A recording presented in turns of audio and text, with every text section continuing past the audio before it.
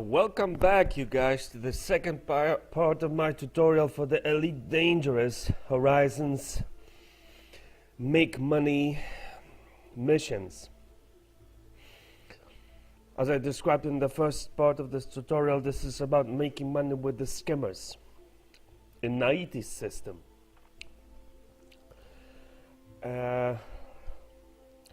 Let's start this. Let's open the game. Now, as I promised in the first part, I'm gonna show you guys. As you remember the first part, I booked around 10 or 11 missions in the Okara Fort dock in the 90s system with the Sidewinder. I'm doing these missions with this humble Sidewinder, as mentioned before, as it is best. As you can see, guys, the rebuy cost is only 5,000 if your ship gets shot down. You're gonna only will have to pay around 10,000 to get respawned in this base on or in another base. Plus, your ship is sure to get shot down either in the base of DS installation. I believe it's called DS Survey Triple Plus. Yeah, DS Survey Triple Plus. It's gonna get shot down, or when upon return to your base, you're gonna be wanted because you shot down so many skimmers. You're gonna get shot down outside the space station anyway. So why use some expensive shit and pay money for it if the Sidewinder is more than enough for these missions? Sidewinder is great. It's very maneuverable, and you can even fit 2 scarabs to planetary vehicle hangars in this ship, which is amazing. Okay, well, without further ado, let's do this. So I'm launching. You can see, hit launch, hit 1, and hit Q, and just select Fort Dock, which is about 2,000 light seconds away. As you can see, hit Earth, upper thrust, landing gear, retract. Let's do it.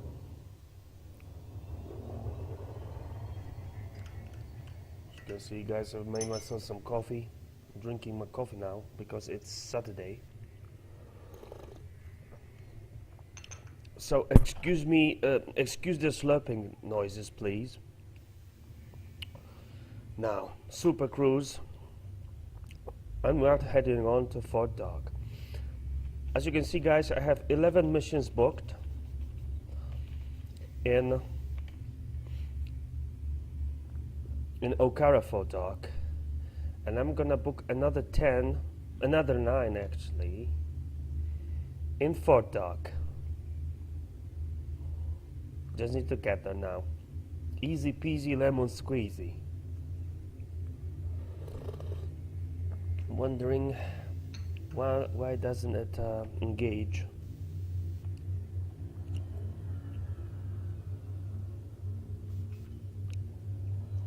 Yeah, it can engages now. Apparently my ship is slightly damaged, and that is whence it comes from. Yeah. But this is, wanted to mention this, guys. This is the really boring part about this game. Flying from base to base. I guess I'll allow myself a digression here, as it's gonna take some time to get to Fort Dock. I think the creators of this game have really made a great game, which is almost as good as the Frontier of the 80s for the Amiga 500 computer back in the day. However, where they fucked up, I think, is they made this game in real time, and they made it an online massive multiplayer, and and thus had to remove the aspect of time acceleration, that you could actually accelerate time by 1,000 million times if you wanted to, back in the original Frontier, but you cannot here. You play this game in real time, and that's why they had to introduce a Super Cruise, which is also in real time, which is bullshit if you ask me.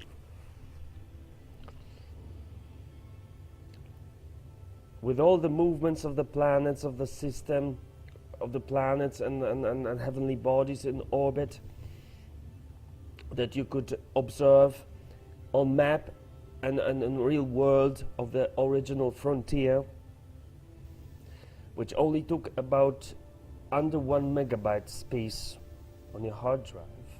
Unbelievable, but true. All this is now gone and not included in the Elite Dangerous, which is regrettable, but I digress. Okay, we're approaching Fort Dock. Gonna be there. For you guys who are new to this game, it's really tricky to hit the right speed to approach base. As this great guy who made the great tutorials to this Elite Dangerous game, the Inveterate Gamer, said it is best to approach an orbital station from first from outside the ring system, and then second, as I do here, from the inside of the orbit. So when you exit the Super Cruise, you're going to be roughly facing the entrance to the station. You guys pardon my southern accent.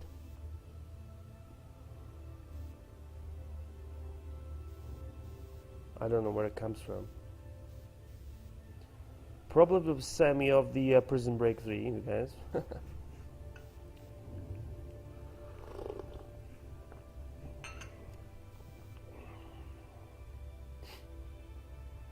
Yeah. You're gonna hit the nice sweet spot in the middle of the blue line here, but even then you can overshoot it apparently, particularly with a big ship.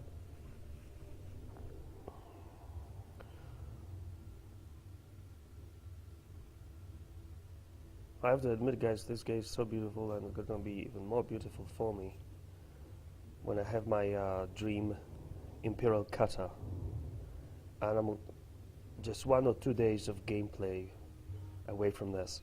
Okay, exit the Super Cruise and dock at the Fort Dock.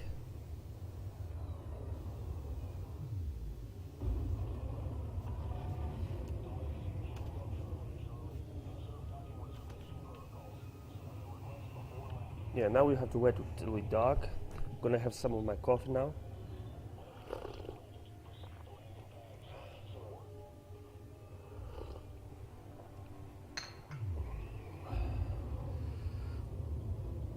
I have to admit, you guys, graphically this game looks so beautiful, and the space is really suggestive of a real world, and you really feel like inside the real universe when playing this game. I have to give that to the creators. It's a hell of a game. The best game I've ever bought. Even without the time progression acceleration feature, as I mentioned before. The space stations inside look amazing. I've got, as you can see with the graphics, I've got everything maxed out here. So it looks really good. Excuse me, guys, a moment.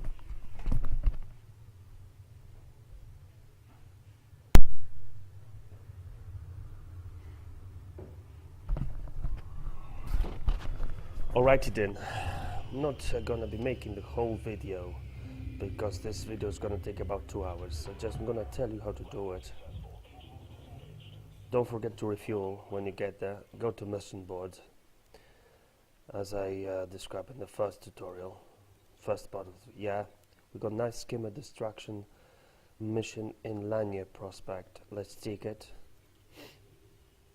No. And no, like this time. Reload in private group. I don't know why this appears. That doesn't make any sense.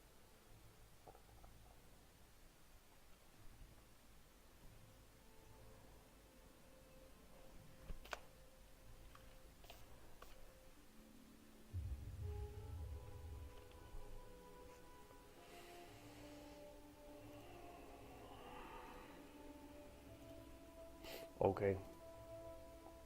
Start in private group.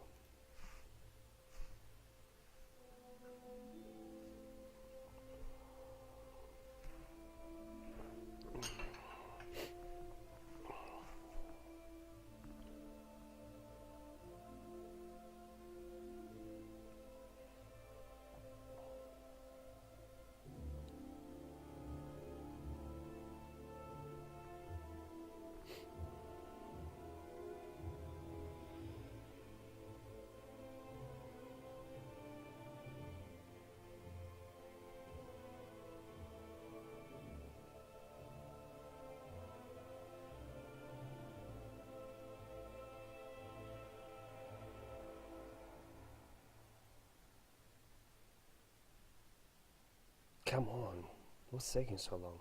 Apparently when it's recording it's taking longer. When in Fort Dog. Yeah, mission board. Let's take some more missions if we can. Yeah guys, it's sometimes gonna take up to 40-50 minutes to find missions. Okay. But it's still worth it. You can earn 40 million on this. I think it's so worth it. And then think of your Imperial cutter, the second biggest ship in the game, over 200 meters in length.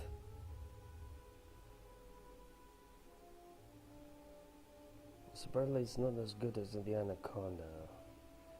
It doesn't jump as far, but it's got better weapon loadout, potential better weapon loadout, I hear from the videos.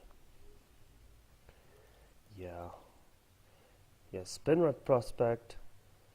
Guys, I'm not taking this because it is in Wolf 406. It is in a different system, so it is no good to me. It would be too much of a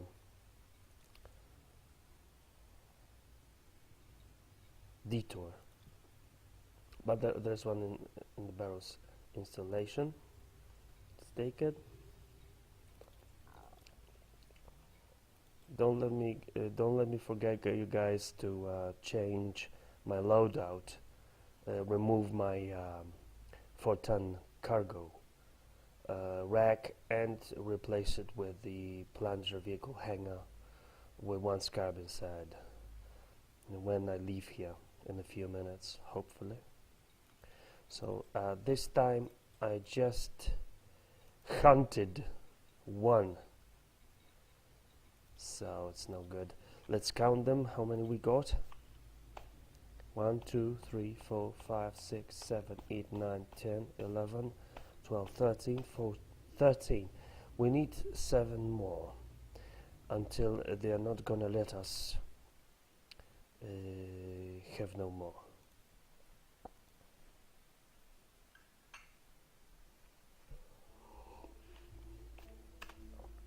Open play. I always go open play, private group, solo play, and then I go back to open play, and I repeat this circuit.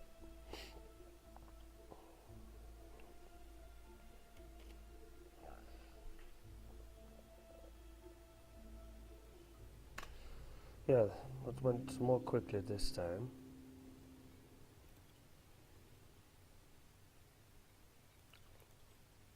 Let me guess, no luck this time either. Yeah, I guessed it.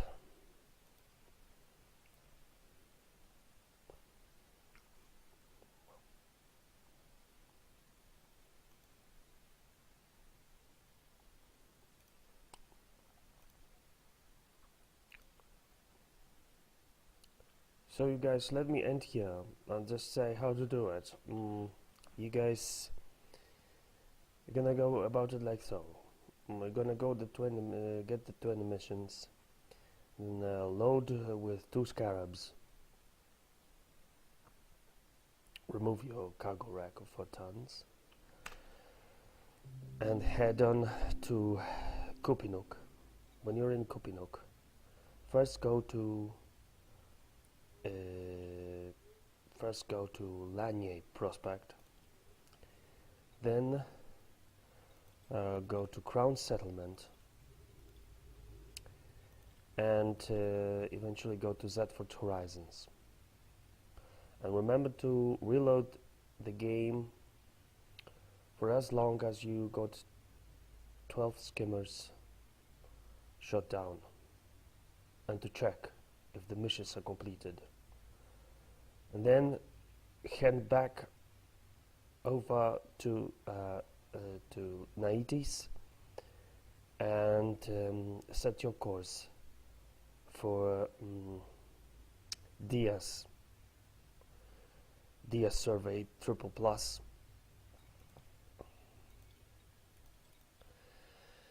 And there, don't go from above with your ship because it is a medium security site. You're gonna get shot down, so land safely in a niche some 3 kilometers away from the base. You can recognize where it is. It is just left of the big crater, which is on the left of the base, but not always, depending from which direction you're approaching the base. And approach the base with your scarab. Shoot your skimmers down with your turret, and when you're done, you're gonna be wanted. So just head with your ship to the base, let yourself be shot down, and respawn in Fort Dock. Complete your rewards. Go to Okara Fort Dock, complete your rewards, get your rewards, and let me know in the commentaries how you did. Okay, see you guys in the next future tutorials. Salute to wherever you are. I'll see you around.